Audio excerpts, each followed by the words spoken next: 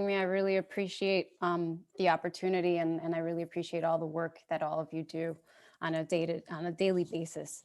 So I wanted to give you some perspective for those of you who are not necessarily familiar with Hartford. So as the capital city, just giving you a little background here, we have around 122,000 residents that live here. We are home to some of the poorest zip codes in Connecticut.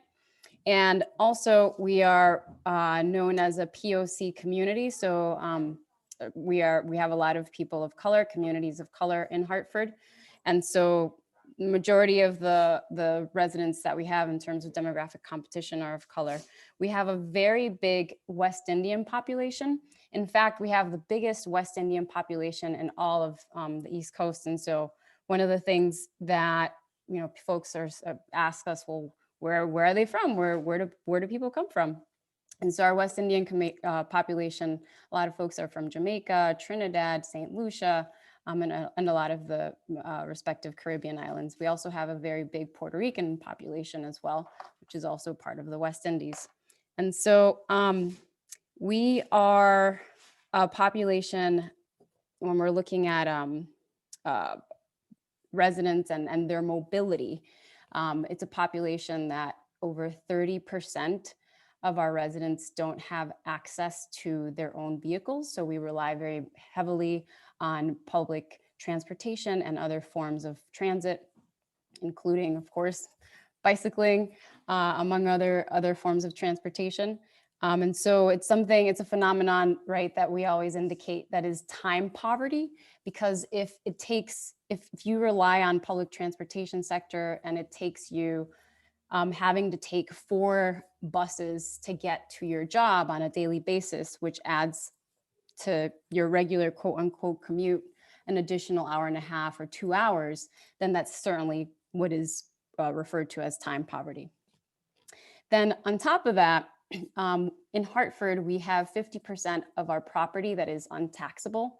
And so the reason for that being is that we have a lot of state properties, state buildings, and as well as our medical industry. So when I look at my next door neighbor, it's actually St. Francis Hospital. So we have a lot of hospitals that don't pay taxes, and we have a lot of nonprofits that don't pay taxes. And so 50% of our land that could be taxable is not taxable. And so with that, on top of all of that, on a daily basis, and this was before the pandemic, in the before times, we had roughly every single day between Monday through Friday, roughly 80,000 people driving into our city, so commuting from elsewhere and coming into Hartford to work. And as you know, since we are known as, the insurance area, or the insurance capital, a lot of those jobs are insurance companies, health insurance companies. And so 80,000 before. It'd be really interesting to see now in terms of how many of those commuters are now, working remotely. But those figures we will get probably in the next 6 months or so. The neighborhood where I live in, Asylum Hill neighborhood, the footprint, as I mentioned, I started to mention, is pretty much comprised of hospitals on one hand, so St. Francis purchasing a lot of property, a lot of footprint where I live in my neighborhood, not just for buildings, but also for parking lots. So what ends up happening, right, in the evenings is all these parking lots are empty. And in the weekends, all the parking, and so that you see how that really changes the footprint of a location. And right across the street from on the other side, when I go down Asylum, I have Aetna. So we are bombarded by the medical complex and what I call medlining. So in the same way that we call it redlining, medlining. So medical industry gentrification of the medical system. And so what is the underlying factor here is that there's a lot of poverty in Hartford. And so it's not to say that our folks aren't working. Our folks oftentimes have 2 jobs, 3 jobs, but the median income is around $29,000. And so a year. And so we have very limited access to a lot of things. There's lower life expectancy rates. There's higher infant mortality rates. And we have among the highest asthma rates in the state of Connecticut. And so, and somebody mentioned in the chat, there's Hartford Hospital. Yes, Hartford Hospital is also part here in Hartford. But in my particular neighborhood, within my walking distance, I literally can look out the window and I see St. Francis on my right. And if I go straight ahead, just walk 5 minutes, there's Aetna. And so here we are amidst a pandemic and we are being hit the hardest. We know this. Statistically speaking, we are seeing the numbers of the COVID cases. We are experiencing a lot of deaths in our neighborhoods, in our city. And so this is precisely amongst that entire picture that I just painted for you all, is precisely why we need Medicare for all. It's precisely why myself and so many other Hartford advocates are for Medicare for all. And so we know, and I recognize, and it's almost like a pleading thing, that healthcare is a human right, and then we shouldn't have to plead in this way, but oftentimes we find ourselves trying to make that argument over and over and over again, and when it's not even it should not even be debatable. And so we know that we need to change our healthcare system so that it's not profit driven and it's people driven, number one. And there's so much wealth in a place like Hartford. We see the wealth around us, and when we go to our nearing towns, there's a lot of wealth in terms of our entire country, not just Connecticut, but in our entire country. But then we allow people to go bankrupt from not having medical treatment, or being able to have to spend thousands upon thousands of dollars in medical debt. And so we also recognize people are dying from not being able to be treated. And so my own personal story, when I was a college student, I was in getting my master's degree, and I did not have access to medical insurance whatsoever. And so I was completely left out of the picture. No way to have medical insurance. I did not qualify. And so I was studying in Puerto Rico. I came back here in the summers. And so my particular story is that I suffered from ovarian cysts. And so if anyone has a relative or a loved one who suffered from that, it's very painful. It's very excruciating. So imagine being in pain and not in agony and not being able to leave your house for a week, sometimes 2 weeks.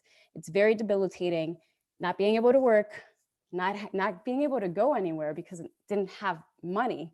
And so pretty much just waiting it out and saying, well, whatever happens, happens, because that's all I had. And so that's my personal experience with not having access to the healthcare system. And then eventually when I came back, when I finished my graduate degree, then I qualified for the state insurance. And I specifically qualified to receive it because at that particular moment, my income was lower. And so a lot of people in our community in Hartford already qualify for Medicare and Medicaid. So we are a community that relies on this very much. And so we have to make sure that more people within our community in general and everywhere have equal access to Medicare, rather than it being a system that's built on class. And so when I was somebody who was on state insurance, one of the things that ended up happening is I literally saw the disparity between who could I access, where could I access that treatment, and who was available to me. And so the pool started to get limited in terms of And I personally also think that it has to do not just with class, but also with race. Now we have that's just, I also have to clarify, there are some amazing healthcare professionals, there are some amazing doctors out there, but then there's also others who within the medical industry, the medical system, where negative stigma is attached if you have a certain type of insurance versus if you have another one, if you live in a certain zip code versus if you live in a place like Hartford. And so we shouldn't have to say, well, the folks who live, I'm going to throw out a random place, Greenwich, have better access to healthcare than, let's say, those who live in Hartford. That needs to be abolished, that we have to completely do away with that. And so we can't have inferior systems when we're talking about access to healthcare. And these are all the reasons why I'm supportive of Medicare for all. And on top of that, just as important in the conversation is talking about single payer, because it does away with the administrative costs, it does away with the controlling of prices, and it includes people who don't have employment.